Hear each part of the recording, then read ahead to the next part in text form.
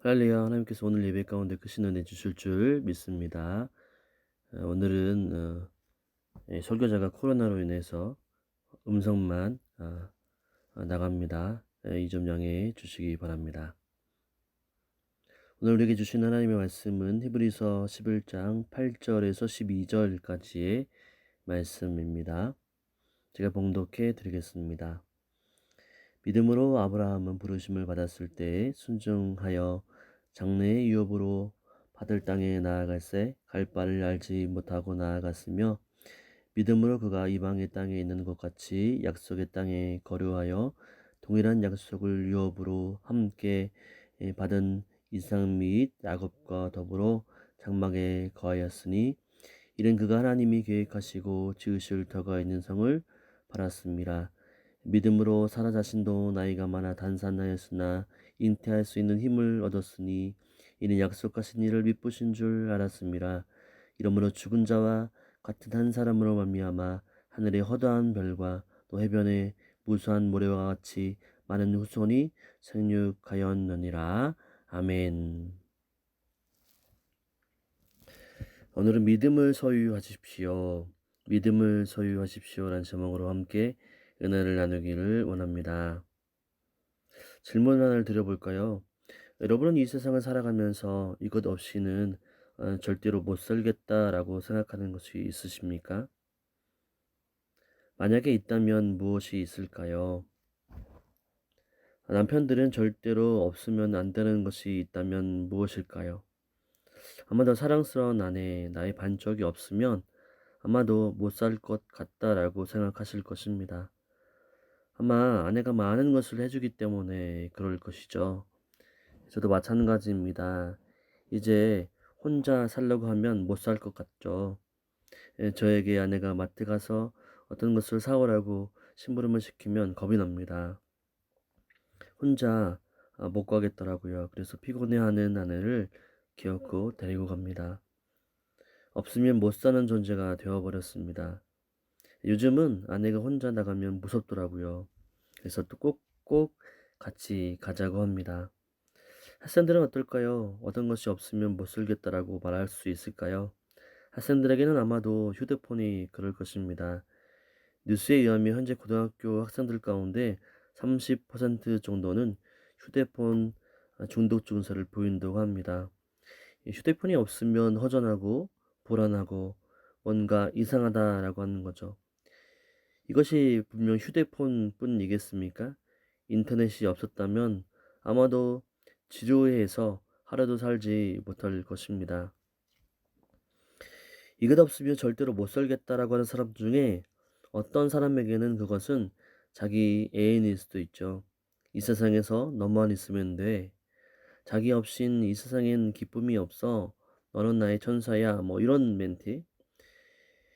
예전에 여기 계신 분들 중에도 한 번쯤은 들어보셨을 것입니다.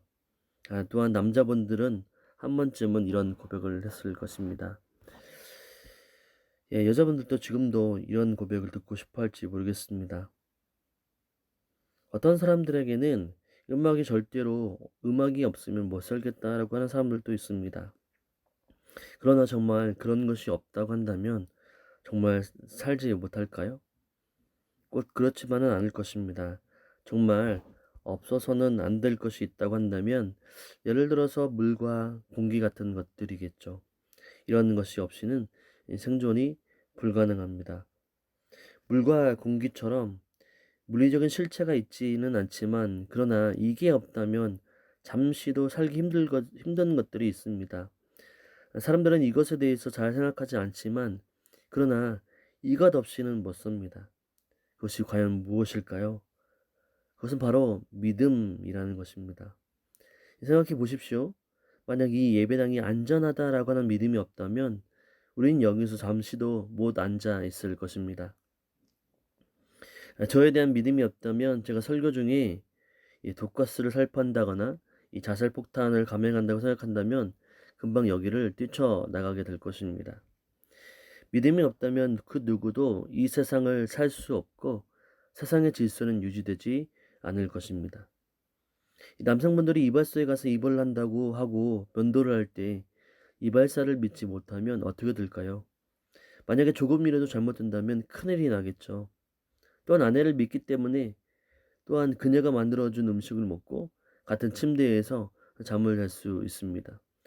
만약 그렇지 못하고 믿지 못한다면 삶이 고통일 것입니다.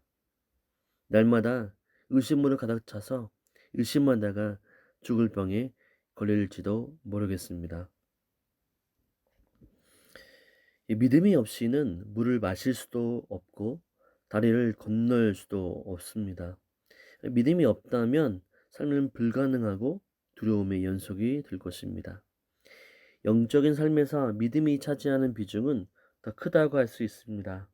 하나님에 대한 믿음이 없이는 영적인 삶을 시작하지도 못하고 살아갈 수도 없습니다.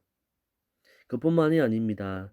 히브리서 11장 6절에 의하면 믿음이 없이는 하나님을 기쁘시게 할 수도 없다라고 말씀합니다. 사실 믿음은 우리의 가장 큰 자원이고 힘이 됩니다.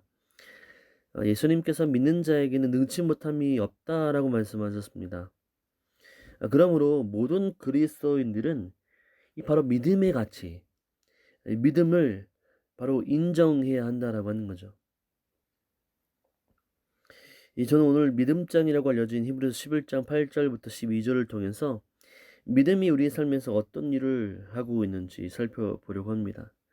믿음이 실제로 어떤 변화를 우리 삶 가운데 가져오는지를 봄으로써 믿음이 우리에게 얼마나 큰 힘이 되며 얼마나 소중한 가치인지를 깨닫는 귀한 시간이 되시기를 바랍니다.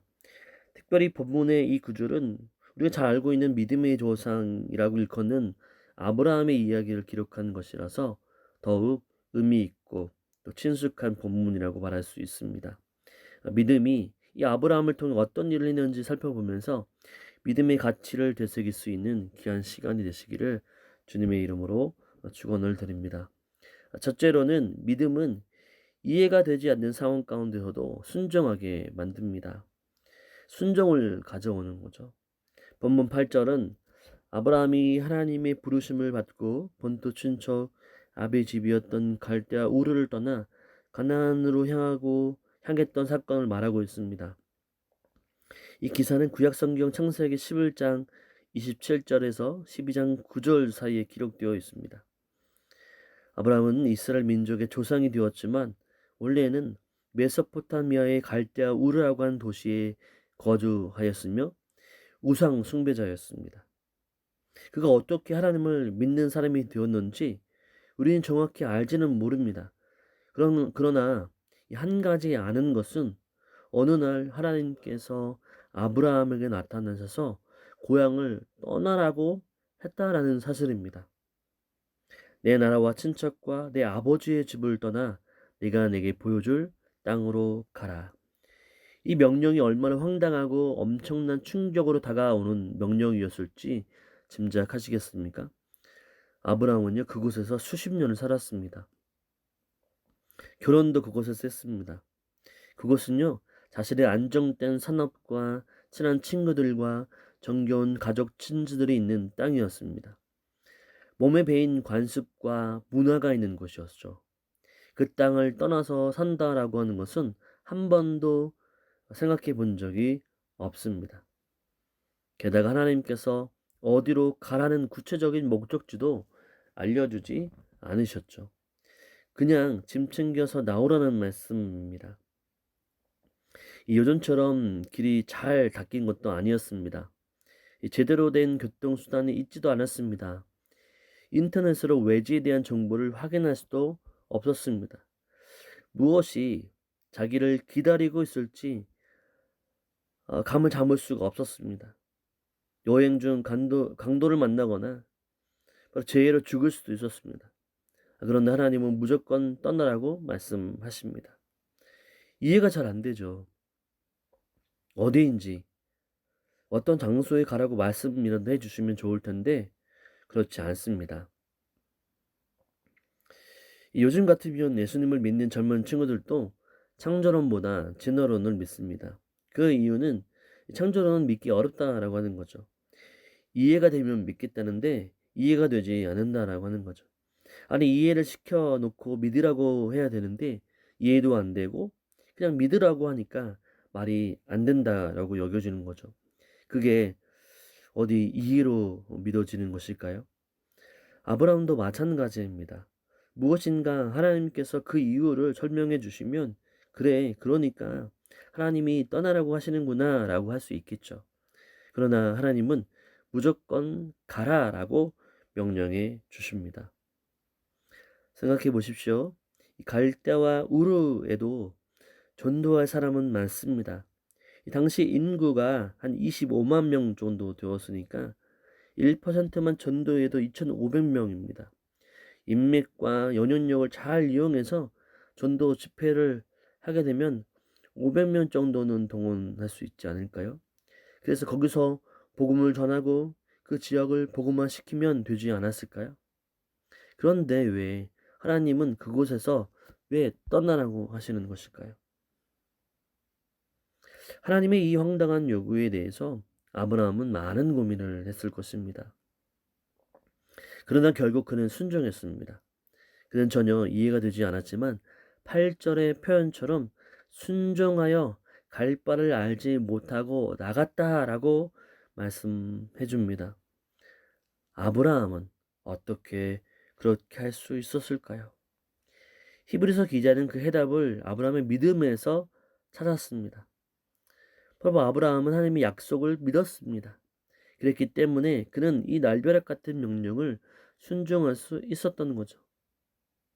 창세기 12장에 보면 하나님께서 떠나라고 하는 명령을 하신 후에 사실 세 가지 약속을 주셨습니다. 내가 너로 큰 민족을 이루고라고 하는 약속, 내게 복을 주어 내 이름을 창대하게 하리니 라고 하는 약속, 너는 복이 될지다 라고 하는 약속입니다. 큰 민족을 이루는 축복, 이름이 창대하게 되는 축복, 복의 근원이 되는 축복의 약속을 하나님은 아브라함에게 주셨다는 거죠.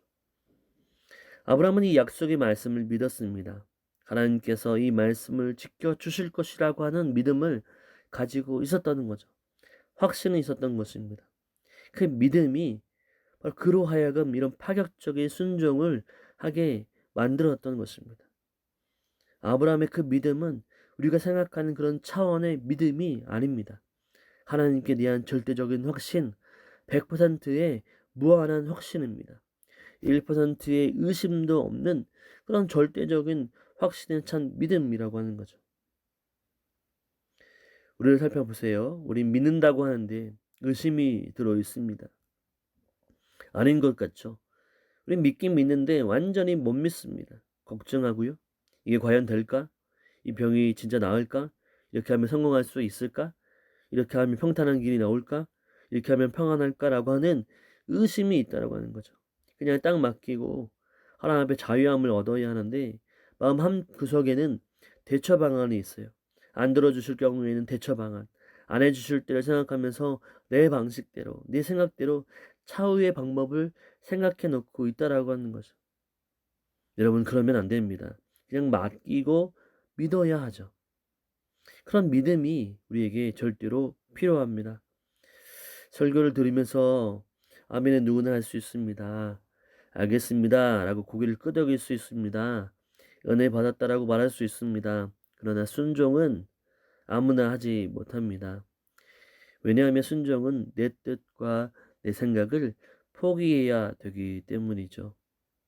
이 본문의 아브라함처럼 때로는 우리의 삶의 안전지대를 떠나야 하고 이 평안한 자리를 떠나야 하고 때로는 기득권을 포기해야 할 경우도 있기 때문입니다. 때로는요, 자신의 연약한 부분을 완전히 노출해야 하는 경우도 있고, 경제적 손실이나 사회적 불이익을 감수해야 할 경우도 있고, 순종의 결과가 어떻게 될지 전혀 예상할 수 없는 경우도 있기 때문입니다. 그래서 우리는 잘 순종하지 못합니다. 인터넷에서 순종이라고 하는 단어를 검색해 보니 참 의미심장한 글들이 있었습니다. 잘 들어보십시오.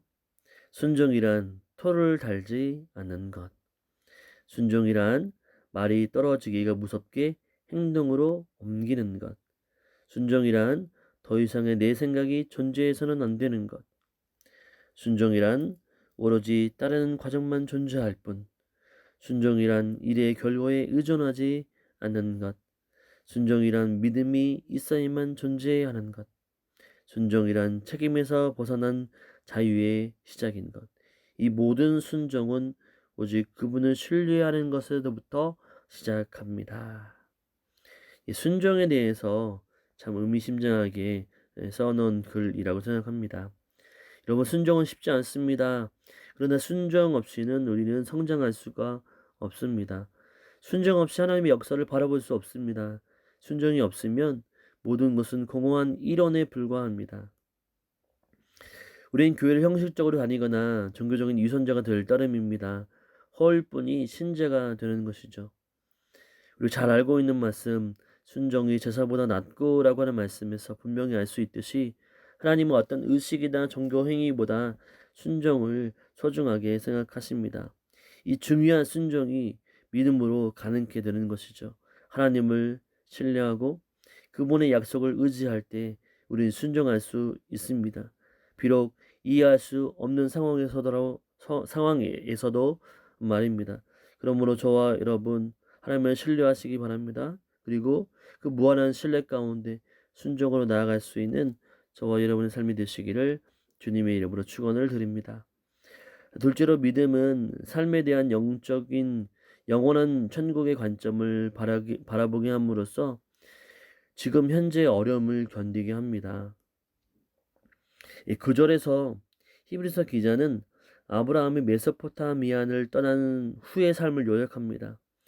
우리 같이 한번 구절을 한번 읽어볼까요? 믿음으로 그가 이방의 땅에 있는 것 같이 약속의 땅에 거류하여 동일한 약속을 유업으로 함께 받은 이삭 및 야곱과 더불어 장막에 거하였으니. 이 다른 버전 성경을 찾아보면 하나님께서 약속하신 땅에 들어가서 훗날 하나님께서 같은 약속을 받은 이삭과 야곱처럼 천막을 치고 살았습니다 라고 이해하기 쉽게 설명해 놓고 있습니다. 약속을 받은 땅에서 살게 되었다라고 하는 거죠. 아브라함은 하나님께서 약속하신 땅, 가나안 땅으로 와서 죽을 때까지 거기서 살았습니다. 75세에 와서 175세가 될 때까지 근 100년간을 가나안 원주민들 가운데서 이방인으로 살았습니다. 낯설고 익숙하지 않은 그곳에서의 삶이 쉬웠겠습니까? 얼마나 고향에 돌아가고 싶었을까요? 저는 고향을 떠난 지 한 15년 된 것 같습니다. 타향상을 하고 있습니다. 익숙한 곳에서 떠나야 한다라고 하는 것은 제게 두려움이었습니다. 다 아는 지역들, 저쪽으로 가면 마트가 있고, 아니지요. 제가 살고 있었던 지역은 시골이었으니까 슈퍼가 맞을 것 같습니다. 이쪽으로 가면 먹을 것이 있고, 반대로 가면 무엇이 있는지 다 아는데, 새로운 곳으로 이사를 하거나 가게 되면 어떨까요? 이사 많이 하신 분들은 공감하실 것입니다. 모든 게 새롭죠. 다시 길을 익혀야 하고 또 버스 시간도 익혀야 합니다. 외톨이죠. 사람과의 관계도 다시 맺어야 합니다. 마치 어린아이처럼 하나하나 배워 나가야 합니다. 버스 몇 번을 타야 집에 가는지도 모르고 아는 사람도 없고 아무튼 복잡한 게 많습니다. 불편한 게 한두 개가 아닙니다. 그러나 그런 모든 것을 포기하고 간다라고 하는 것은 바로 모험이라고 할 수 있을 것입니다. 우리가 익숙한 길이나 익숙한 행동이나 방식은 금방 순종할 수 있습니다. 왜냐하면 해보았으니까요. 그러나 낯선 곳, 낯선 땅, 익숙하지 않은 곳은 순종하기 어렵습니다. 그러나 아브라함은 바로 우리와 상황이 매우 다릅니다. 적대적이고 부패했으며 거치던 경의 가나안 땅에서 살아야 했습니다. 하나님께서 그와 후손에게 그 땅을 주겠다라고 약속했지만 아브라함은 자신의 살아생전 자기 아내의 매장지로 썼던 손바닥만한 막벨라 굴 외에는 그 땅을 전혀 소유하지 못했습니다. 그는요 집을 짓지 못했고 죽을 때까지 이곳 저곳을 옮겨 다니며 텐트 생활을 했습니다. 이 삶이 얼마나 불편할까요? 불안하고 고단했을지 한번 생각해 보십시오. 정처 없이 떠돌아다니는 이방인의 삶. 그런데도 그는 고향으로 돌아가지 않고 그 모든 어려움을 감수하며 약속의 땅에서 나그네여 우고한 자로 살았습니다. 아브라함은 어떻게 그렇게 할 수 있었을까요? 그에게는 남다른 관점이 있었기 때문이죠. 10절 한번 읽어보겠습니다. 그는 그가 하나님이 계획하시고 지으실 터가 있는 성을 바랐습니다. 아브라함은 가나안을 넘어 하나님께서 직접 설계하시고 지으신 영원한 견고한 도성을 바라보았습니다. 그는 이 지상의 땅을 얻는 것이 자신의 순례 여정의 끝이 아니라고 생각했습니다. 가나안 땅이란 단지 하나님이 임하시는 장소, 하나님이 만나 주시는 장소라고 하는 중요성을 지닌 것으로 생각하지 않고 그 자체를 넘어서 더 탁월하고 또 완성을 가리키는 성취와 완성을 가리키는 것으로 바라보았던 거죠. 하나님의 약속은 반드시 성취될 것임을 바라보았습니다. 그러나 그것은 단지 이 생에 국한되지 않습니다. 아브라함은 인생을 멀리 바라보았던 거죠. 그것은 그저 이 땅에서 7, 80년 동안에 끝나는 것이 아니었습니다. 아브라함은 믿음으로 현재 이 덧없는 현실을 넘어서 하나님께서 자기를 사랑하는 자들을 위해서 예비하신 영원한 축복을 바라보도록 배웠습니다. 그는 믿음으로 말미암아 현재의 고난을 장차 그에게 임할 영광의 빛 안에서 보았고, 그럼으로써 현재의 고난은 장차 임할 영광에 비교할 수 없음을 알았던 거죠. 그렇기 때문에 그는 가나안의 어렵고 고단한 삶을 견뎌낼 수 있었던 것입니다. 우리가 지금 처한 어렵고 힘든 상황이 있습니다. 상황만 바라본다면 실패와 낙담과 후회가 있을 수 있겠습니다. 그러나 우리에게는 믿음이 있고 신실하신 하나님이 계시기 때문에, 우리를 절대로 포기하지 않으신 분이 계시기 때문에 어려움과 역경에서 이겨낼 수 있는 것이죠. 안 그랬으면 좋겠지만 믿는 자들에게도 어려움이 닥칩니다. 믿는 자들의 부엌에도 바퀴벌레가 번성할 수 있습니다. 냉장고와 찬장에 성경 구절을 써붙인다고 해도 벌레들이 자빠지지 않습니다. 신앙을 가지고 믿음으로 살아가는 부모의 자녀들도, 교육자의 자녀들도 휴대폰에 중독에 걸릴 수도 있고요. 잘 믿는 자도 직장에서 잘릴 수가 있습니다. 사고를 만날 수도 있고 건강을 잃을 수도 있습니다. 바울은 누구보다 믿음이 좋았지만 누구보다 고난을 많이 받았습니다. 어려움과 고통은 삶의 현실입니다. 누구든지 고통과 어려움을 만날 수가 있습니다. 그러면 어떻게 할 것입니까? 하나님을 원망하며 씁쓸할 가운데, 바로 씁쓸함 가운데 살 것인가요? 아니면 믿음으로 살면서 무조건 부자가 되고 무조건 건강하고 모든 문제가 해결된다고 주장하는 잘못된 사람들을 쫓을 것인가요? 이 힘든 세상을 사는 동안 우리는 믿음으로 하나님을 바라볼 필요가 있습니다. 아브라함처럼 믿음을 통해 인생은 지금 여기서 눈으로 보는 것이 다가 아님을 배울 필요가 있습니다. 우리는 삶에 대한 관점을 바꾸어야 합니다. 사랑하는 성도 여러분, 저 위를 보십시오. 저 천국이 있습니다. 관점을 높이시기 바랍니다. 더 높은 데서 더 멀리 바라보십시오. 높이 나는 새가 멀리 봅니다. 관점이 바뀌면 생각이 바뀌게 되죠. 생각이 바뀌면 우리의 반응도 바뀌게 됩니다. 우리가 하나님의 신실하심을 참으로 신뢰하고 그분의 말씀을 믿는다면 삶에 대한 우리의 관점은 분명히 바뀔 수밖에 없습니다. 우리는 보다 영원의 관점으로 삶을 바라볼 수 있게 될 것입니다. 그리고 그것은 우리로 하여금 현재 어려움을 보다 잘 견딜 수 있도록 도와주게 될 것입니다. 셋째로, 믿음은 불가능을 가능케 합니다. 11절에서 히브리서 기자는 아브라함의 아내 사라를 내세우면서 이 가정의 기적적인 등남 사건에 대해서 말해줍니다. 잘 알다시피 사라는 원래 불임이었습니다.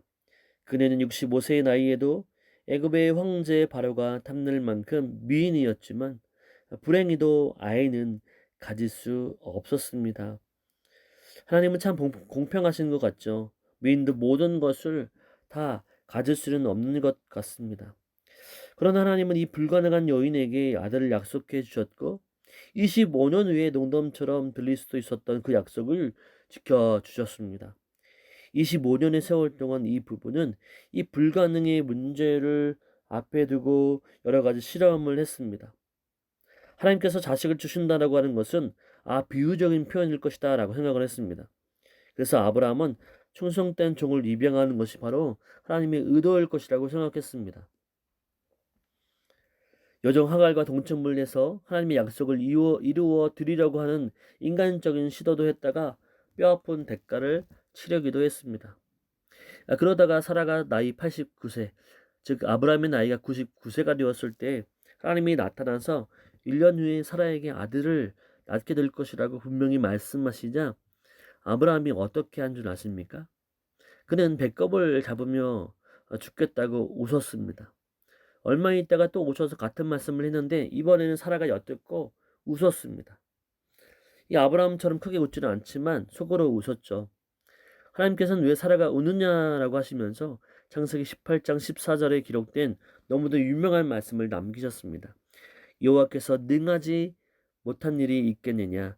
기한이 이를 때에 내가 내게로 돌아오리니 사라에게 아들이 있으리라. 생각해 보십시오. 90세의 할머니가, 그것도 원래 불임이었던 할머니가 100세의 할아버지에게서 아들을 낳는다고요? 그것도 서울대병원이나 삼성병원 같은 큰 병원도 없던 시절입니다. 시험관 수술도 없는 시절입니다. 본인들이 생각해도 웃기는 이야기로만 들리게 되었습니다. 그런데 90세의 할머니가 아들을 낳았습니다. 어떻게 이런 일이 가능했습니까? 먼저 하나님께서 하시겠다고 하셨기 때문에 가능한 거죠.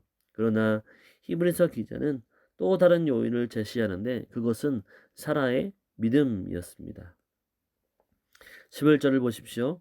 믿음으로 사라 자신도 나이가 많아 단산하였으나 잉태할 수 있는 힘을 얻었으니 이는 약속하신 일을 믿으신 줄 알았습니다. 11절을 끝에 보면 믿으신이라는 단어가 나옵니다. 이 단어는 헬라어로 피스토스라고 하는 단어인데 믿을 만한, 신실한, 신뢰하는, 신임하는, 믿는 이라는 뜻을 가지고 있습니다. 그러니까 사라는 아들 약속하신 하나님이 신실하신 분, 믿을 만하신 분, 신뢰할 수 있는 분임을 알았다라고 하는 것이죠. 25년간의 혹독한 시험 과정을 통해 사라는 결국 믿음을 가지게 되었습니다. 불임임에도 불구하고 자신에게 아들을 약속하신 분은 헛소리하는 분이 아니라 신실하신 분이시며 능치 못함이 없는 분임을 신뢰하게 된 것이죠. 그 믿음이 불가능을 가능케 한 것입니다. 12절은 이 노부부의 하나님에 대한 믿음의 위대한 결과를 설명합니다. 같이 한번 읽어볼까요?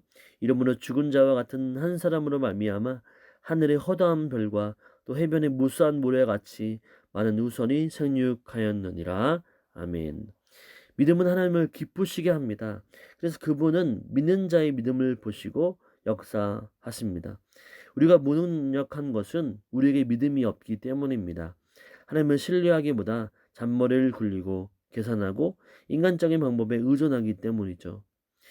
우리가 살고 있는 교회와 그리스도인은 초대교회가 상상할 수 없을 정도로 많은 자원들을 가지고 있습니다. 인터넷에는 최고의 설교들이 떠다니고 유익한 기독교 서적들은 쏟아져 나옵니다. 각종 프로그램과 사회의 방법론과 보조 도구들은 수를 헤아릴 수 없습니다. 그럼에도 우리는 초대교회가 가진 능력의 부스러기만큼도 가지고 있지 않은 것 같습니다. 우리가 믿음으로 생활하면서 인간의 상식으로는 설명할 수 없는 일이 가끔씩은 일어나야 되지 않을까요? 무엇이 문제인가요?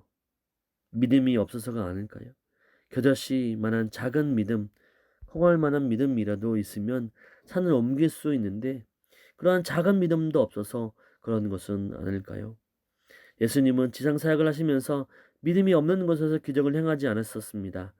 그분은 벙어리 귀신 들린 아들의 아버지가 자기 아들을 고쳐주길 간청하면서 무엇을 하실 수 있거든 우리를 불쌍히 여겨 주옵소서 도와주옵소서라고 하자 할 수 있거든이 무슨 말이냐 믿는 자에게는 능치 못할 일이 없느니라 라고 대답하시면서 능력과 믿음의 상관관계를 분명히 말씀해 주셨습니다. 믿음은 하나님의 능력의 창고를 여는 열쇠입니다. 믿음은 불가능을 가능케 합니다. 그것이 믿음이죠. 여러분, 믿음을 가지십시오. 우리 냉소적인 태도와 근거 없는 자기 만족과 무신론적인 신앙의 모습을 주 앞에 회개하고 버렸으면 좋겠습니다. 상식적인 기독교를 거부하고 무능력한 사역에 진저를 치며 지금도 살아계시고 말씀하시고 역사하신 하나님을 신뢰하면 좋겠습니다. 그리고 우리 모두 주님께 무릎 꿇었으면 좋겠습니다. 상하고 애통하는 마음으로 하나님께 나아갑시다. 주님, 제가 주님을 믿겠습니다. 저의 믿음 없음을 도와 주시옵소서. 당신의 영광을 위해 이 불가능한 자를 차용해 주시고 상식으로는 설명할 수 없는 일이 일어나게 해 주시고 불가능을 반응으로 바꾸어 주시옵소서. 하나님은 이런 믿음의 기도를 무시하지 않을 것을 확신합니다. 믿음이 우리의 가장 큰 힘입니다. 우리처럼 연약하고 힘없는 인생이 하나님을 믿지 않으면 누굴 믿겠습니까? 100% 신뢰합시다. 하나님이 역사해 주실 것입니다. 책임져 주실 것입니다. 이런 믿음으로 살아갈 수 있는 저와 여러분이 되시기를 주님의 이름으로 간절히 축원을 드립니다. 아멘.